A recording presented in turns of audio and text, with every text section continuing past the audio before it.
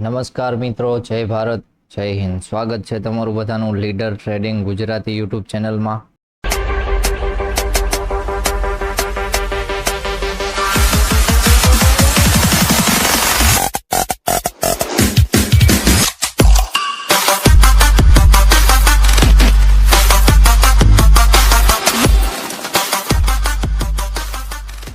તો ચલો, આજે હતી ક્યાંક 22 મઈ અને આજના દિવસે જોવા જઈએ તો માર્કેટમાં સારી એવી મુવમેન્ટ જોવા મળી અને લાસ્ટમાં 3 વાગ્યાવાળી જે મુવમેન્ટ હતી હીરો જીરોની, એમાં ક્યાંક સારું એવું માર્કેટ ફાયર પણ થયું હતું, કારણ કે 2 વાળો શેર છે એ ક્યાંક 165 પણ જોવા મળ્યો તો સારો એવો.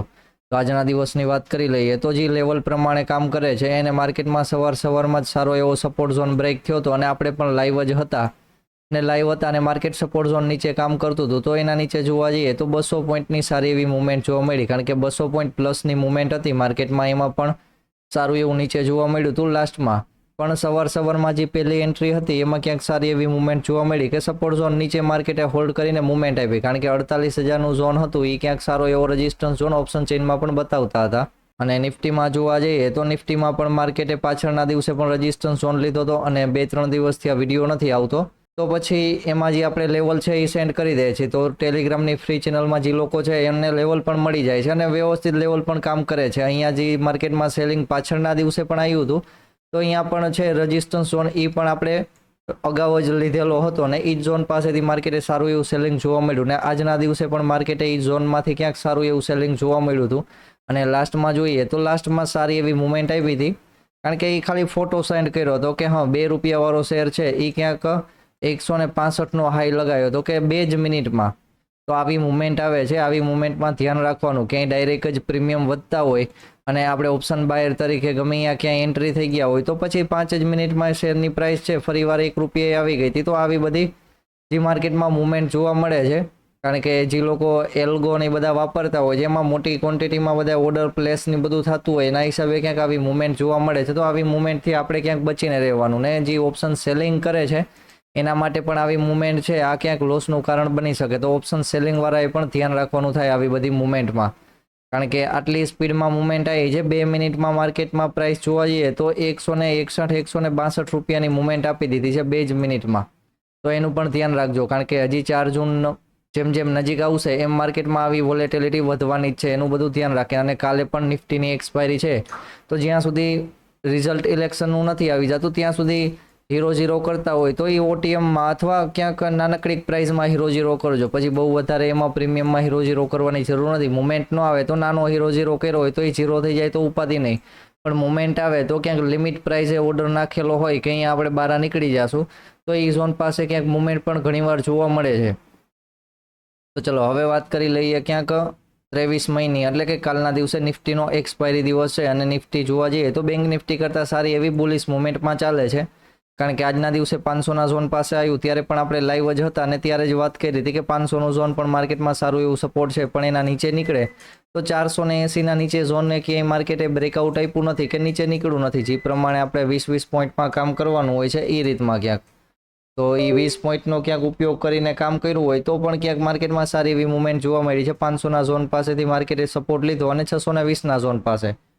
તો ફરીવાર કાલના દિવસે ક્યાંય નિફ્ટી ઓપન થાય છે કે 500ના ઝોન પાસે ક્યાંય ગેપ ડાઉન ઓપન જોવા મળે કાલના દિવસે માર્કેટ અને પુલ બેક આપીને નીચે નીકળતું હોય તો પછી અહીંયા ડાઉન સાઇડમાં ક્યાંક સારી એવી મુવમેન્ટ જોવા મળી શકે અને ફરીવાર માર્કેટ હોલ્ડ પણ કરતું હોય એ ઝોનમાં તો પણ માર્કેટમાં ક્યાંક કાલના દિવસે જો 500ના ઝોન પાસે આવે તો ક્યાંક પુટ સાઇડની મુવમેન્ટ જોવા મળે. ફરીવાર થાય છે એવું કે માર્કેટ 500ના ઝોન પાસે લોઅર પોઈન્ટ લગાવી દે છે સારો એવો, એક જ કેન્ડલમાં પછી 540 ઉપર ટ્રેડ કરતું હોય તો ત્યારે માર્કેટમાં આપણે અપસાઇડની મુવમેન્ટ માટે જોશું કે સવારમાં જો આવી કોઈ કન્ફર્મેશન મળી જાય છે ત્યારે ક્યાંક ફરીવાર માર્કેટ ઓપન થાય છે ક્યાંક ગેપ અપસાઇડમાં કે 700ના ઝોન પાસે ઓપન થાય છે તો પેલો કામ એ હશે કે માર્કેટમાં થોડો ઘણો રેઝિસ્ટન્સ ઝોન લેવા આવે કે 640ના ઝોન પાસે આવે અને અહીંયાથી પણ માર્કેટમાં બાઇંગ જોવા મળે. તો કાલના દિવસે જો 700ના ઝોન પાસે ઓપન થતું હોય તો એ પણ સારો એવો રેઝિસ્ટન્સ ઝોન છે. અહીંયા ક્યાંક પુટની મુવમેન્ટ જોવા મળે કે 600ના ઝોન સુધી વધીને 620ના ઝોન સુધી, અને ઈ ઝોન પાસે આવે ત્યારે સારી એવી બાઇંગની એક મુવમેન્ટ જોવા મળે. અને જો અહીંયા પણ બાઇંગની મુવમેન્ટ નથી આવતી અને પુલ બેક આપીને નીચે નીકળે છે તો પછી નીચે ડાયરેક્ટ 500નું ઝોન જોવા મળશે.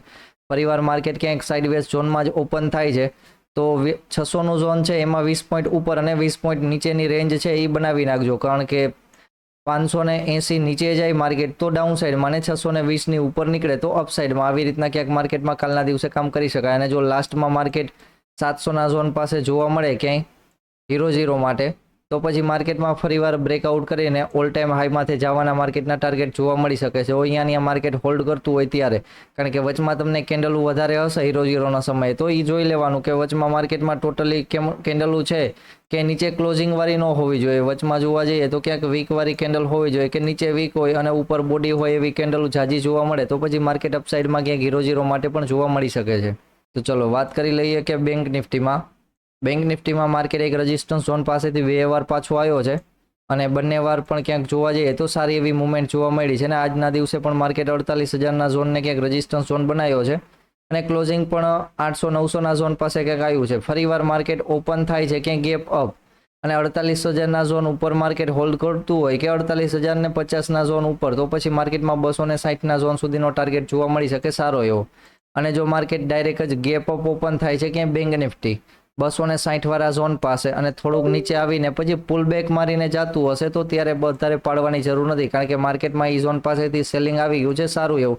પણ હવે માર્કેટ સવારમાં પુલ બેક આપીને જતું હશે તો ઉપર ડાયરેક્ટ 500ના ઝોન સુધીનો ટાર્ગેટ જોવા મળી શકે સારો એવો, કારણ કે અહીંયા 200 પોઈન્ટ પ્લસનો ટાર્ગેટ હશે માર્કેટમાં. ફરીવાર સાઇડવેઝ ઓપન થાય છે અને જે લેવલ બ્રેક કરે છે તો એના મુજબ ક્યાંક મુવમેન્ટ જોવા મળશે બેંક નિફ્ટીમાં. અને જો માર્કેટ ડાઉન સાઇડ ઓપન થઈ જાય છે 600ના ઝોન પાસે, તો 600નો ઝોન એક સપોર્ટ ઝોન છે. એના નીચે જોવા જઈએ તો 480 એટલે કે 500નો ઝોન પણ સારો એવો સપોર્ટ ઝોન છે.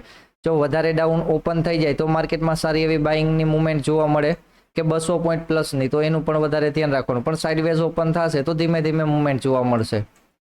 તો ચલો મિત્રો, લેવલ છે બધા મેં ટેલિગ્રામની ફ્રી ચેનલમાં સેન્ડ કરી દીધા છે, તો એમાંથી લેવલ પણ ક્યાંક મળી જશે. કારણ કે જે લાસ્ટની મુવમેન્ટ આવી હતી એમાંથી ઇન્સ્ટાગ્રામમાં એક જે કોર્સ પરચેસ કર્યો હતો ઘણા સમય પહેલાં, તો એ મિત્રની એક મેસેજ આવ્યો છે એમાં, તો એનો સ્ક્રીનશોટ શેર કર્યો છે. કારણ કે આ એન્ટ્રી છે એ મારી નથી, એ એક મિત્રની છે, એ સેન્ડ કર્યો છે કે ભાઈ 1900નું જે માર્કેટમાં ઓલી લાસ્ટ સેલિંગ મુવમેન્ટ આવી હતી તો એમાં 1935 રૂપિયાનું જે ફંડ વપરાણું અને 47,500નો ક્યાંક પ્રોફિટ કર્યો. તો આવી બધી વસ્તુ પણ જોવા મળે છે, તો એનું પણ ધ્યાન રાખવાનું. કારણ કે મુવમેન્ટ આવે છે તો પછી એમાં નીકળી જવાનું થાય, પછી વધારે હોલ્ડ કરશો તો એ જ સેકન્ડમાં માર્કેટ રિટર્ન થઈ જાય છે, તો પણ અહીંયા 0-0 પણ થઈ જાય છે સારો એવો. કારણ કે એ ભાઈ 2 રૂપિયાએ બાય કરેલો હતો અને 52 રૂપિયાએ કે 53 રૂપિયાએ ક્યાંક સેલ કરેલો હતો. તો ચલો, આવી તો મુવમેન્ટ માર્કેટમાં 4 જૂન આવે ત્યાં સુધીમાં ચાલુ જ રહેવાની છે, પણ આપણે આવી વસ્તુમાંથી પણ ધ્યાન રાખવાનું, ને ખાસ કરીને ઓપ્શન સેલરે. તો ચલો, જય ભારત, જય હિન્દ મિત્રો, મળીએ કાલના દિવસે લાઈવ વિડીયોમાં.